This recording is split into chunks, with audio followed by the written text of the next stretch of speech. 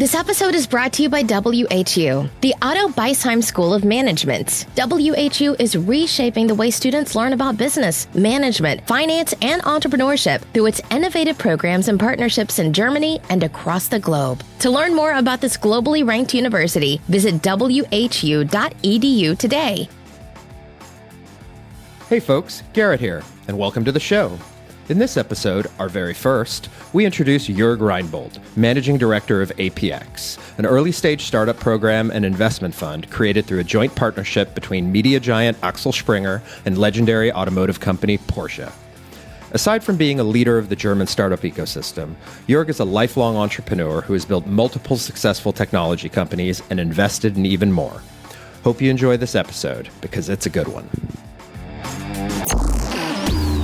Coming to you from WHU on the banks of the Rhine River in beautiful Vallendar, Germany. This is the best and most awesome founder podcast. A show about entrepreneurs, innovators, advisors, and educators, and the stories that make them who they are today. So I'm Joerg Rheinboldt. I'm Managing Director of APX. That's a joint venture of Axel Springer and Porsche. And we invest into very young companies. And my connection to WHU is that I don't think I've ever started or worked in a company where I'm not surrounded by WHU people. And I always like to go to WHU. The most successful company I ever co-founded, 3 of my co-founders were from WHU. Hi, Joerg. Great to have you on the show. So maybe you could start by telling us a little bit about APX, when it got started, and what it is that you do. Mm-hmm. Yeah, so we started a year ago, and we built APX as the evolution version of Axel Springer Plug and Play. Axel Springer Plug and Play we did for 5 years, and we still do it. And we invest into very young companies. We have Axel Springer as one shareholder, and at APX we have Porsche as the other shareholder. And what we do is we invest at the pre-seed and the seed stage into young companies with digital business models who want to create venture path businesses. And our business model is pretty simple. We invest very early, then we stay on board as their shareholders. Hopefully we help them to scale their company, and then later we want to sell our shares. With APX, obviously we have been investing so far only. With Axel Springer Plug and Play, we have invested, and we also did some exits and secondaries. So yeah, with Axel Springer Plug and Play, we've invested into 102 companies and have done hundreds of follow-on financing rounds. With APX, we have invested into 22 companies during the last 12 months. And we invest every month into companies. So we have a rolling program. As we invest so early, what we give to the founders is we give them a little bit of money, and then we give them 50,000 euros. We get 5% at the pre-seed stage of the company, and then we give them a tailor-made program that consists of a rolling program of workshops and mentoring days and other opportunities to get input, and a tailor-made venture development program where we work with them on all the dimensions that you need to work on when you want to get external financing. And the pre-seed stage for us means it's a good team. Team means more than one person, and with a good and scalable idea. And when we select the companies, we look at the people a lot, and we want to understand the idea. And usually the stage where they are is it's a team with a good idea and a great vision, and they have started to translate their idea into a plan. When we invest, it takes them 4 to 6 weeks to develop their minimal viable product, and then they learn with us how their product actually works and if they can create a product market fit. So we are very early. Wow. And they're getting €1 million pre-money valuation. Yes, they do. That's good, we think. But it's also it's good for them when they then continue and when what they want to do actually works. Then the next financing round is usually good for them, good for investors, and good for us as well. And in the past, at Axel Springer Plug and Play, we invested €25,000, also for 5% of the company. And there we sometimes joked, the companies rather joked, they said, well, with this investment, we can show that we can work without money. Mm-hmm. And at APX, we joke with the starters that with €50,000, you can obviously that's not a lot and you can't build super huge marketing plans and execute them. Well, you can build the plans or come up with the plans, but you can also start to execute and show some traction, what works. And then usually it's better for the next follow-on round. So would you call yourself an accelerator program? Yeah, we are. And that's and we sometimes joke that if the word accelerator wouldn't be so poisoned in Germany especially, we would probably call ourselves an accelerator with a strong investment arm.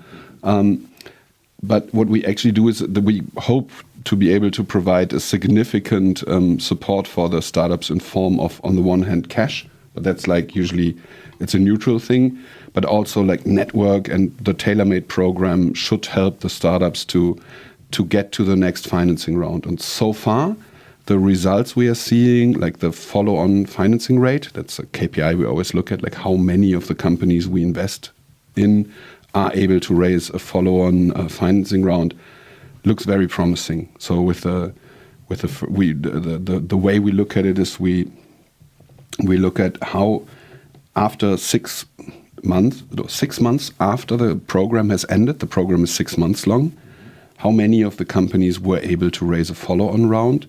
And so far, we are at 100%. So we can only get worse.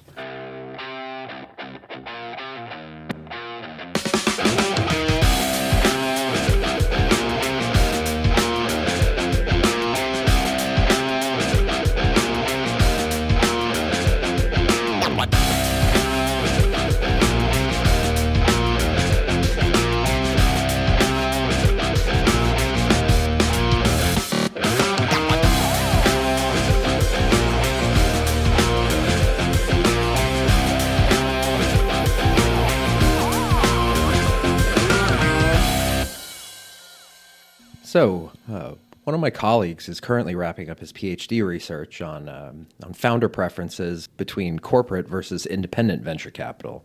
It sounds like you guys are somewhat independent and somewhat corporate. Could you offer some insights into that? If everything we want to do works well from a founder's point of view, we are a hybrid where you get the independent capital that has no strategic obligations or limitations, in combination with the access to the networks of our shareholders. And the Porsche network is very international, very mobile and lifestyle oriented.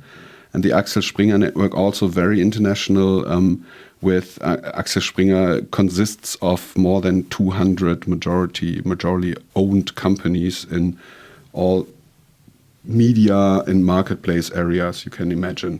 So it's, I think, a quite interesting network. It's an interesting combination because you're dealing with a major media company and a global automotive brand. I imagine these two companies have very different interests. Do you look for startups that have potential links to those corporate partners? Yes and no is the answer. So what connects Axel Springer and Porsche is that they both agree that first and foremost, what we do is about making good investments, investing into really great founder teams, and then creating shortcuts for them to become successful. Then, obviously, some of the shortcuts are with the shareholders, but it's not necessary that the startups we invest into can utilize these shortcuts. We sometimes create programs specifically our programs, we call them tracks. That's something that we put on top of the ongoing tailor-made program. So, for example, in May, we'll start a track. It's called Real, and it's about property technologies and connected homes. And both topics are interesting to our shareholders. To Axel Springer, obviously, because they run some of the biggest real estate portals, vacation home portals, and content around connected home. There are several magazines that they publish.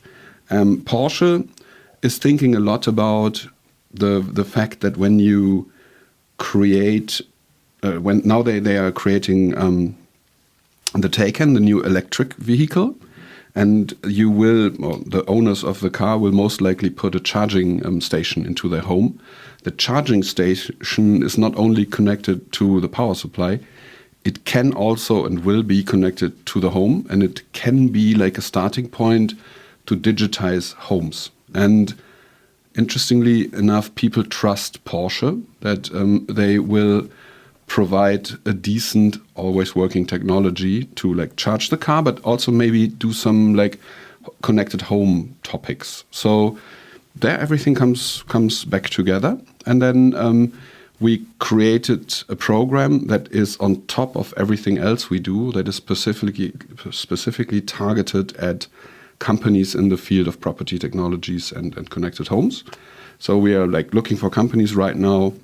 The first ones will move in May, and then we'll have like 6 months with them and the shareholders to see what we can do. There are other partners involved in that track as well, like Strabag, a big construction company, then a group of smart home, mittelständische companies, I don't know, medium-sized companies it's a very German thing, who are also very interested in connecting with the startups. And we think that the startups also will be very interested in connecting with all these partners. And what we do then is create opportunities to connect and think about what they can do together, and then hopefully do it. Is your intent to deliver cohort themes or tracks that mirror the strategic priorities of Axel Springer and Porsche?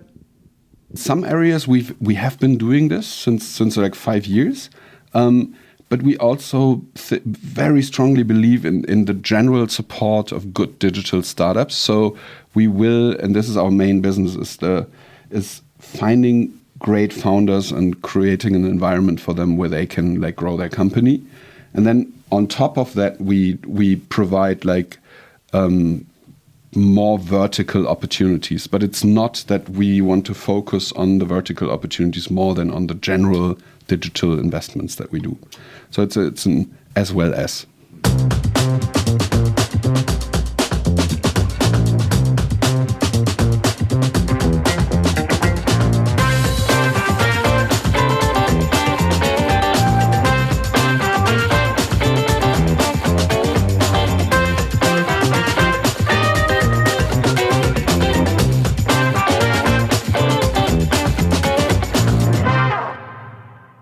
So one of the things that makes APX really interesting to me is that you guys are investing in the very early stages of startups. As you know, for many years, this has been a real gap in the startup investment world, with most accelerators and other investment organizations preferring some level of market traction or proof of concept. I imagine this early entry requires you to have somewhat different criteria than other organizations of a similar kind. Can you provide some insights for the founders listening about what criteria you look for in a startup applicant? Yeah, I think the earlier you are, the more important the team is. So we look at the team very closely. We want to understand, are these the right people? How complete are they? What are they missing? Do we agree with them what they are missing? Do we agree with them, or do we understand how they want to build the team? How they want to, do we think they have a compatible set of values? That's usually, that's something we learned in the past, that when companies fail, and when they fail so that they are not savable, it's because the team breaks up. And that's usually because their value systems were not compatible. We've seen like between 20 and 30% of the companies we invest into, or the teams we invest into, they change their business model quite significantly. So they pivot within the first 6 months of their existence. So we always joke that it's even more important to look at the people who are doing it, because we invest into them because they might change their business model. An example, the most successful investment we did so far is in N26, digital bank. And to be completely honest, if they would have come to us, Maximilian and Valentin, the two founders, and would have stood in front of us and told us, we are two founders, we are going to start the bank of the future, we would probably, I don't know if we would have dared to invest into them, because we might have said things like, you don't start a bank just like this. Mm-hmm. And if you're only two people, you might need more people to start a proper bank, and starting a bank might be very complicated. So when they pitched to us, they pitched the idea of a credit card for teenagers. This we got immediately, and we were like, this sounds super interesting. There's nothing like this in Germany, at least, or in Europe, nothing that we knew. It's something that everybody needs. Everybody who has children that get to a certain age, you have to figure out how can they spend some money digitally, because they all want to. It's about like financial literacy. This is something that the Axel Springer content people were like super interested in. They were like, this is an interesting topic, and so that's why we invested. And then they pivoted, and they didn't pivot out of weakness. They pivoted out of strength, because they built their MVP in the first 4 weeks, which we were like, good that they are so fast. And then they had the MVP. We all tried it, and they did their first tests, and everyone was like, this is so cool. Actually, I would want a credit card like this for myself and not only for my kids. And then the first angels invested and said, hey, build the credit card of the future. Then the first VC invested and said, hey, this is really cool, but why don't you build like the bank account of the future? And then Peter Thiel came around, and he said, guys, think big, build the bank of the future. And then he invested quite a lot of money, and then they built N26, the bank. Amazing. Yeah. And yeah, that makes sense. The last financing round they did was at like $2.7 billion valuation. So very good for us and for them.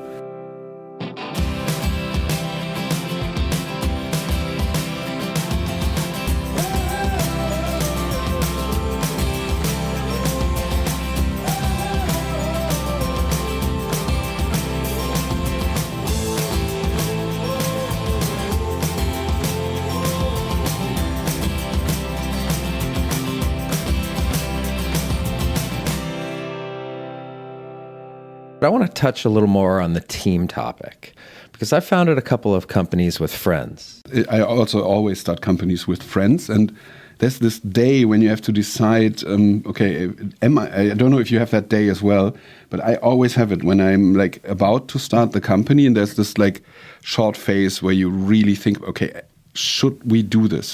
Shall I do this? And then it's this, if I do this, this means when it gets tough, I will decide for the company and not my friendship. Because that's, I think, what you have to do the moment you get like other people's money. And I have one friend who's so dear to me that I would never start a company with him, even though we have so many ideas. But he's like so important for me that I would never, like whenever I think about the decision, you or our company, I always choose him over the opportunity to start a company, which for me is like very important. But that's also something we look for. We look for when we talk to founders, we want to find out how do they interact with each other. And we designed maybe I can talk about our selection process, because it's built around trying to figure out how good is this team. So it starts with a questionnaire where we ask. That's more like a paper review thing where we want to understand the idea and get a little insight into who are the people who are doing this. When we like this, we invite the founders to do a video, not a video pitch, but more like we give them some questions and tell them, can you please film yourself answering these questions? We don't need like a high-end produced video. We just take a cell phone, sit in front of it and talk and tell us about yourself and also give us some answers. And then we look at the video, and there you see so much when you look at these videos. How they talk, how they interact with each other, how they make each other shine, or it's very interesting. And especially with first-time founders, you also have to be very careful not to read too much into it or out of it. I don't know. Yeah. Then we decide, do we want to meet them in person? And then we invite them, we don't invite them to pitch to us. We invite them to do a venture development session with us. So we spend an hour with them working on their plan. And usually either we have very concrete questions we want to discuss with them, or we ask them about pivoting moments in when they started the company. When did they make major changes to their idea? How was that? How did they feel about it? How did they make the decision? And when was the moment in retrospect when they could have seen the first weak signals of there's something we need to work on? And then we also obviously discuss with them, so what does success look like and how do you want to get there? And then usually an hour is quickly over. But then you know how they are and how they behave and how they interact with each other. And then it's like we always joke, it's a sweet secret, but it's not really a secret. And then we make the decision to invest 50,000 euros. And then actually we have 6 months of very proper due diligence, because they are here with us. They are working on their company. We talk to each other all the time. We see each other mostly every day. And then when they then do the next financing round, I think we really know them. And then we know that we should follow on invest into their company if someone else invests. So it's quite a long due diligence.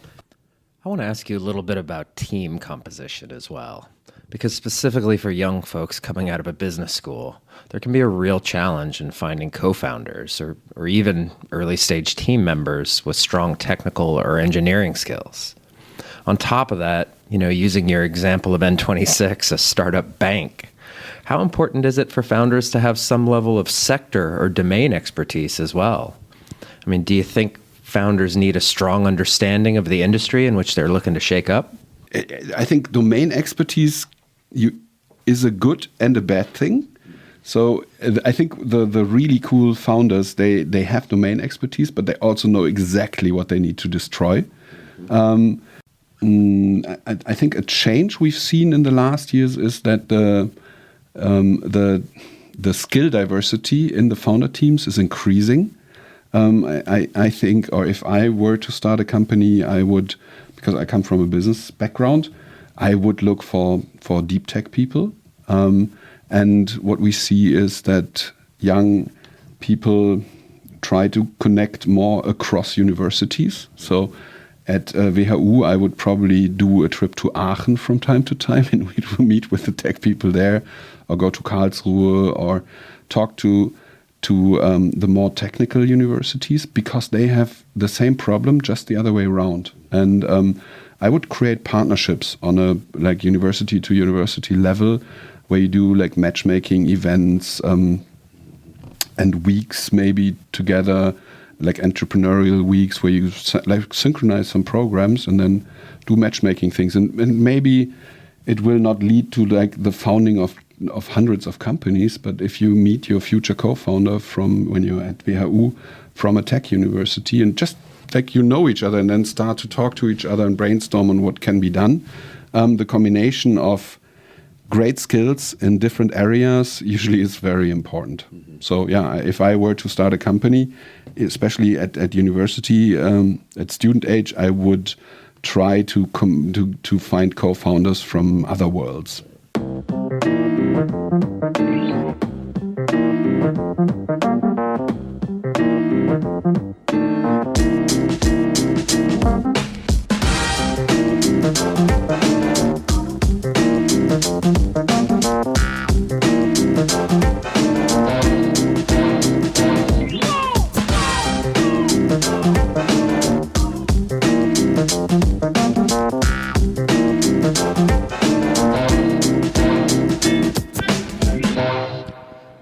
So you and I come from an era in tech when you didn't need deep technical knowledge to build a successful business. You could build and launch an MVP marketplace in a weekend with very little effort.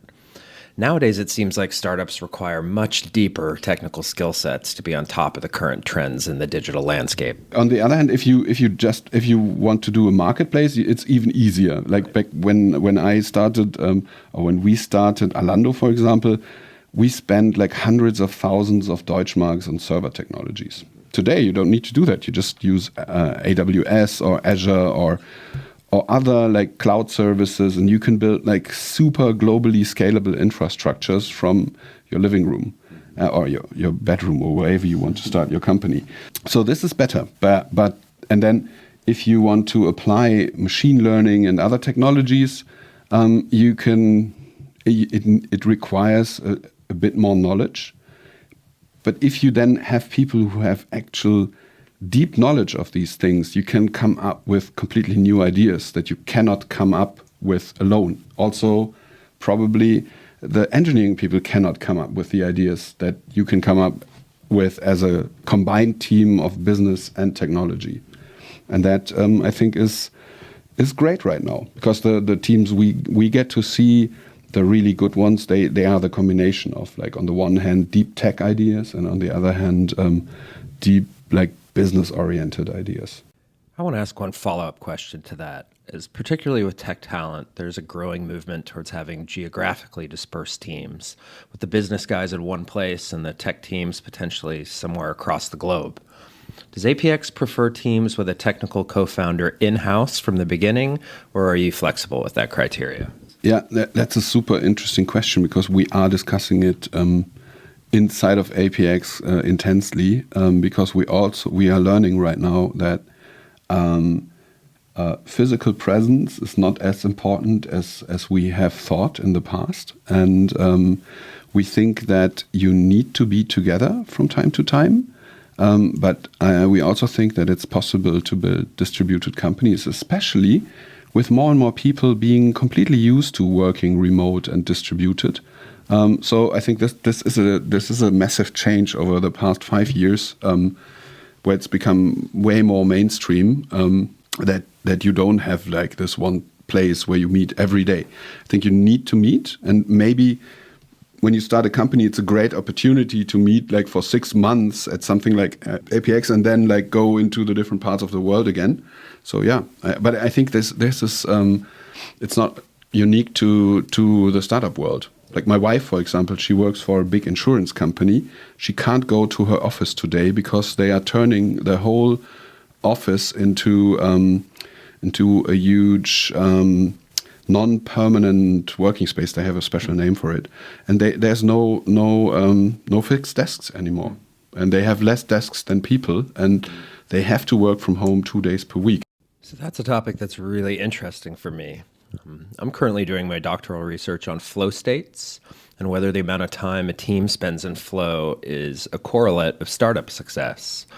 And creating an environment that optimizes concentration and performance may be really important, but different people optimize under different conditions. Actually, 2 floors up, we have a company, they're called Flowletics, and they started a company about flow states.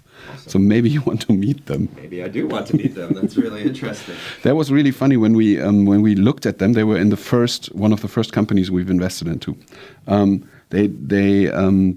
They're working with some scientists at the Cologne University, and when we looked at them, we were not sure. We liked the topic a lot. How our shareholders like the topic of being in a flow state, because we thought maybe they think it sounds a little bit esoteric, but it's not. And then we had like a meeting with Porsche and Axel Springer, and we're sitting together and discussing like companies who applied.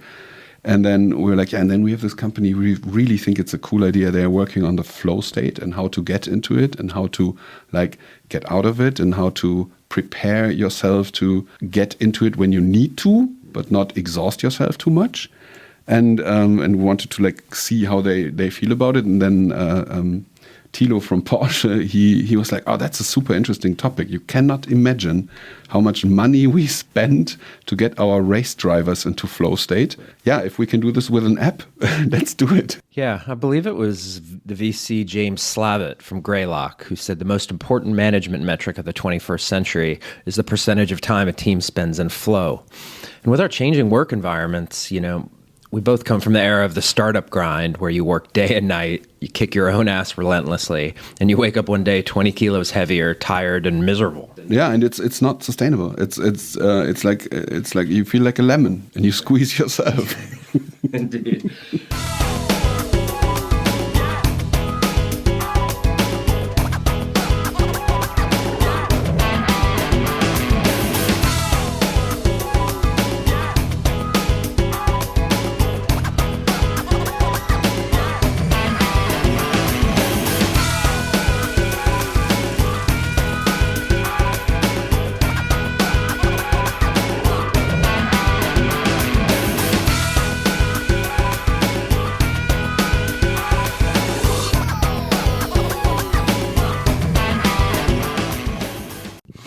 I want to make sure we have enough time to hear a little bit about your story, since you have quite the interesting entrepreneurial journey.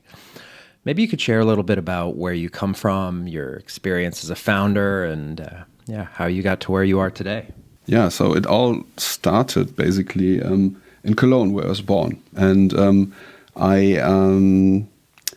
after my, civil services that you had to do when I was young, I was finished earlier than I thought, and I got a place at the Cologne University studying business administration. So I started, and I had a bore out after my first semester. It was just like didn't fulfill me. And then I joined a student initiative at the University of Cologne that organized a conference, and we organized a conference with the topic resource information, how information will change the way we work and live. That was in 1993. And we thought about who can be interesting speakers for that. And then somehow we got Bill Gates as one of our keynote speakers, because he wanted to attend CeBIT, the conference, and he found it so funny that one of us actually flew to, because their defense strategy was when we called and said we want Bill Gates to be keynote speaker at our conference. They were like, he doesn't speak at conferences, at commercial conferences. We said, oh, that's not a problem. We are a student conference, so it's not commercial. And then they said, well, if you come to Seattle, and if you come, you get 5 minutes, and if he then wants to do it, he'll do it. Because I think they thought that we would not be able to pay for the ticket. We had enough money to pay for the ticket, so one of my colleagues flew over, got this 5-minute meeting. Bill Gates said, okay, I'll do it. And after that, we could get anyone on the planet, because all the people would ask, like, so who else is coming to your funny little conference? And they were like, yeah, and this person, and Bill Gates, and this person, this person. And they're like, Bill Gates is coming, I'm there.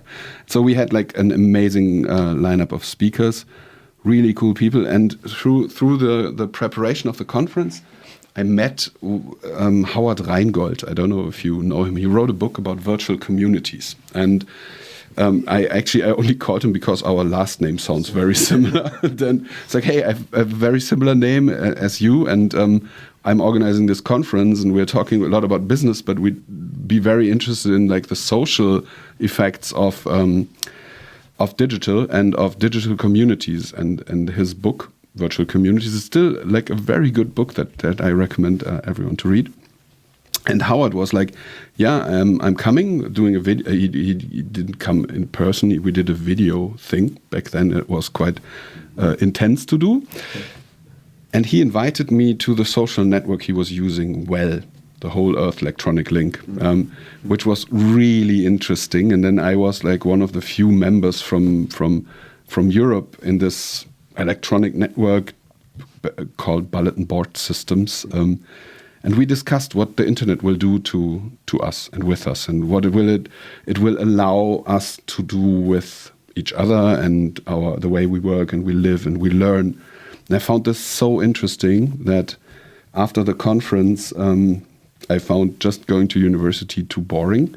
And through a lot of coincidences, I started a company together with 3 friends where we helped companies, that was our idea, help companies to become more digital. And called Denkwerk in Cologne. Did that for 5 years, had customers, like small to medium-sized customers in Cologne and then later all over Germany. And built this out of cash flow. So we didn't get any external money, any credits. We just created it out of the money that we made. And after 5 years, we were doing several millions of revenue each year. We had like 40 people who worked for Denkwerk. It was doing good.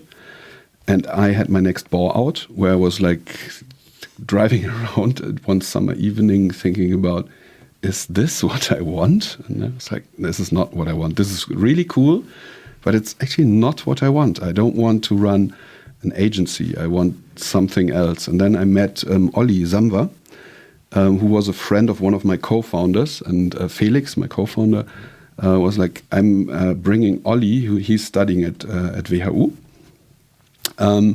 And he will do an internship at Denkwerk, and we will see where this takes us. And then I met Olli for the first time, and it was really, really funny because he was like, he still is, full of energy. It took us like a week until we said, okay, we will change Denkwerk into something else. And then we did several things together, and then he went back to university. We always talked about, okay, what is the next thing that needs to be done? And then it was in 1999, early 1999, we had a conversation after he had done his Diplomarbeit, it was called, like his final thesis, that we should start something else together. And there the idea was to start something that is completely different from what Denkwerk was. We said, okay, we don't want like a few customers where we get like hundreds of thousands of revenue from each customer. Let's have lots of customers so that we are not that the single customer is not that important. It's still important, but not like if one customer leaves, we won't go. It's like it will not touch our ability to stay in business. We want a model where we make money if our customers make money.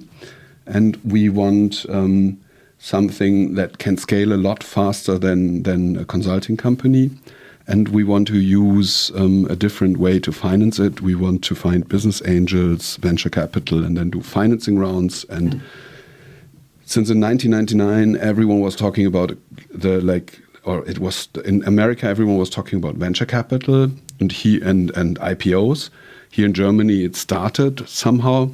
We're like, and we want to take the company public after 2 years. And we're like, yeah, that's a cool idea. And then we actually started Alando. And we started it around the corner from here, actually, and built it and did the first like financing round after 4 weeks, I think. Yeah, that was on April 1st. We went online of 1999. And in May, when we were about to do our second financing round, we met through one of the banks we were talking to with Pierre Omidyar, the founder of eBay. Mm-hmm. And then we sold Alando to eBay after 6 months, basically. Actually, the lunch we had with Pierre after agreeing, okay, we said, okay, it's all or nothing. Either we have to sell the whole company to you, and then we will be eBay in Germany, or you have to do eBay in Germany, we'll do Alando, and then we'll see what comes out of this. And he was like, no, let's do it together. the lunch we had was around the corner from here, the restaurant. I'd like to go there like at least once per week and have a really good feeling. Sure. Yeah, and then... Did you have a lot of customers at that point? Yeah, 58,000. Oh, right. Yeah, so we actually were also growing very fast from the beginning. Yeah, and I think that was also something that I learned there. You have to have like an intellectually good model, but you also have to get your hands dirty, and you have to talk to them, you have to call them, and you really have to do a lot to get them as customers. And they're all very important. So you sold Alando. Mm-hmm. Yeah, You and then ended up with eBay for a while? Yeah, for 5 years. I was the only Alando founder who stayed with eBay. And then, I was with eBay for 5 years. After the 5 years, another bore out came because I was like, this is not what I right now want to do. And then my twin sons were born, took half a year off, then started a little investment company with one partner, and we started to invest into companies. I did TEDx conferences here in Germany. We actually did the first ones here and brought TEDx to Germany and Europe, I think. Yeah, but it's another friend of mine who's doing that now. I'm not that involved anymore. And then did some things at universities. I wrote a book about digital business models because I always wanted to try out how it is to write a book. Did several investments into startups, co-founded a non-profit organization called Betterplace. It's nowadays, I think, the biggest donation platform in Germany. It's self-sustainable. It's a non-profit share-based company, which is a really interesting setup. It's great. And now it gets like 1 day per month from me. But there were times where it got a lot more time, and it's cool. And 6 years ago, I joined Axel Springer Plug and Play as the first managing director. And nowadays I'm doing this Axel Springer APX, and I have a new side role. Since a year, I'm on the board of Balsen. That's a cookie company, which is also super interesting because it's a completely different world that I can be in for some hours per month and think about how can cookies be digitized. There's a really bad joke that can be made now. I won't do it. I know where you're going with that one. So over the past few years, I've gone through this experience where I went from only ever being a founder to becoming an employee. I think you're kind of in a similar situation, no? Yeah, and for me, it's always I'm ping-ponging between the roles. And I think I'm always trying to get the best out of each role. So right now I'm employed at APX as a managing director, and I have 2 really cool people I report to. And there's the board of Axel Springer that really is interested in what we are doing, and the board of Porsche that is interested in what we are doing. But it's completely different than running your own thing where you don't report to anyone. Well, that changes the moment you take someone else's money. Mm-hmm. But for me, the main motive of, or the thing that's important to me is the combination of freedom and opportunities. And when I'm free to do things, then I see opportunity, then I'm happy. I don't mind if it's my company or someone else's, as long as I can do things that make sense and be a part of it. Then I'm super happy. I'm totally with you on that one. I like to say that as long as I get to build shit, I'm happy with whatever role I'm playing. But anyway, I just want to ask you a few short questions for a little perspective on Joerg the man. First of all, what book is on your bedside table? It's really funny because right now there's a book about Italy, the history of Italy, that I'm reading. And there's a table in our living room. My wife was quite upset with me because there are so many books on it. I'm reading 10 books in parallel right now. And I'm going on vacation, so I will finish all of them. And then the other question, What's cycling on your playlist these days? Yeah, there's the new album of Apparat that I'm listening to quite a bit. It's a Berlin electronic band. And I'm actually listening to quite a lot of podcasts. Good. Hopefully you'll get to hear this one soon as well. Joerg, thank you so much for Thank you. Thank you for being here. It was really a pleasure. Likewise. Cheers.